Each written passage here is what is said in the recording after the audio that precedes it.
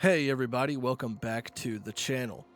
Today's video is going to be a bit different from what I've been releasing lately, as I will essentially be talking about my top 5 weapons in Elden Ring, and explaining why I like them based on weapon type, weapon aesthetic, and personal playstyle preference, along with some honorable mentions.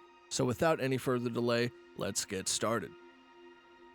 Number 5 is the Blasphemous Blade. You get this blade from Praetor Rykard in Mount Gelmir by using his remembrance. Firstly, I would like to say that I myself am a greatsword connoisseur, as my end build in Dark Souls used the Claymore, a fantastic weapon. This is a similar sword, but it obviously has its diverse features. I really like the moveset of this sword, as it can be used at a slight distance and is easy to roll quickly out of if you're in combat.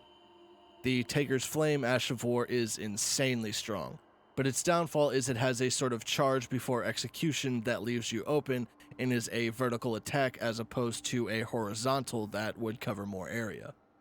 This sword is absolutely captivating. The entirety of it is covered in these small tendrils, which are the remains of champions that were consumed by Rykard and the God-devouring serpent. A neat detail is that the tendrils move on their own. I definitely see the Berserk inspiration here. It's very reminiscent of the sort of barrets that Skull Knight wields and is actually made in a similar manner. I definitely see myself making a character with this in the build, maybe pairing it with the Mount Gelmir incantations or dragon incantations. Overall, this is a very good weapon and deserves the 5th spot. Number 4 is the Darkmoon Greatsword. Ranni rewards you with this at the end of her questline as a gift to you, her new consort. Rennala also did the same with Radagon, but he later used his gift of sword as the base for the Golden Order Greatsword. The moveset of this sword is the Greatsword moveset, and its Ash of War allows it to be coated in frost magic. The heavy move also becomes a horizontal wave of frost, which is good for ranged battle, handling multiple enemies, and building frostbite, allowing you to keep focus on enemies in front of you and slow down approaching ones. It looks similar to the Moonlight Greatsword in Dark Souls 2, which I thought was interesting. The blade features sort of tree or branch design and is veiled in a pleasing light blue, and when imbued with frost magic it becomes fully veiled in a frosty mist. This is an amazing sword for combat and a stunning sword visually, deserving the 4th spot. Coming in at number 3 we have the Black Bow.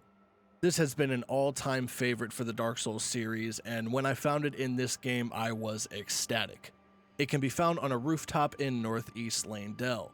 I love using bows as a backup weapon to either draw aggro or take off bits of health if I'm up against a boss, and the Ash of War for this bow is completely busted. It's called Barrage and it uses very little FP and stamina, so you can shoot arrows constantly in rapid succession.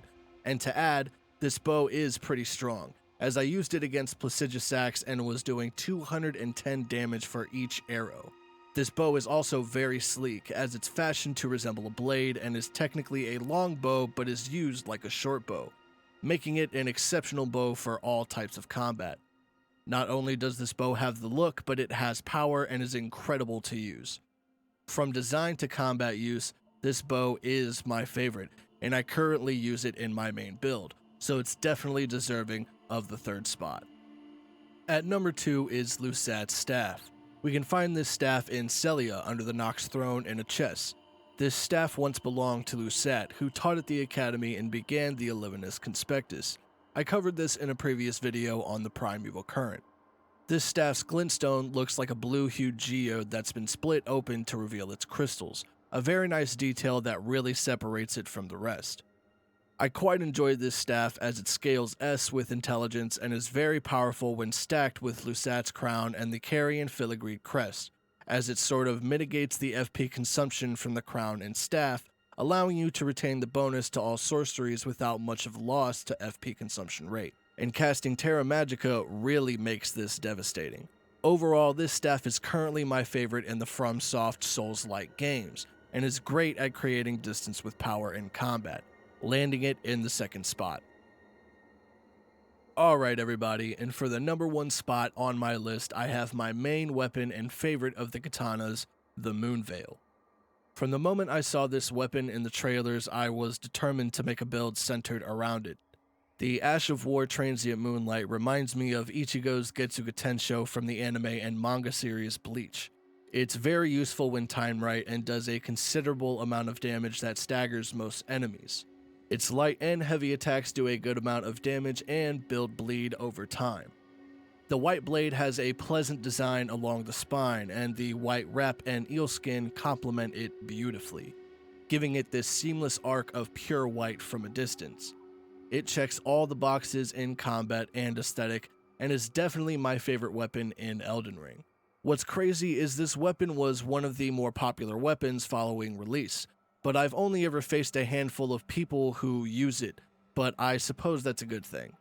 Anyways, hands down, no questions asked, this is number 1 for me.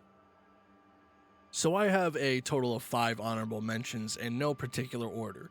The first being the Grafted Blade Greatsword. This thing is sick, and obviously inspired by the Iron Throne in Game of Thrones. Shout out to George R.R. Martin. Second is the Greatsword, which is in all of the Dark Souls games, and very obviously inspired by the Dragon Slayer wielded by Guts in the manga Berserk. Third is the Helfen Steeple. I really like this weapon's Ash of War. It looks so epic, and the Ghost Flame is a very nice touch. Fourth is the Rose Petal Whip, specifically when dual wielded. I tried this as a build for a while, and with some more thought, it would definitely be an A-tier build. For the last one, I chose Rivers of Blood.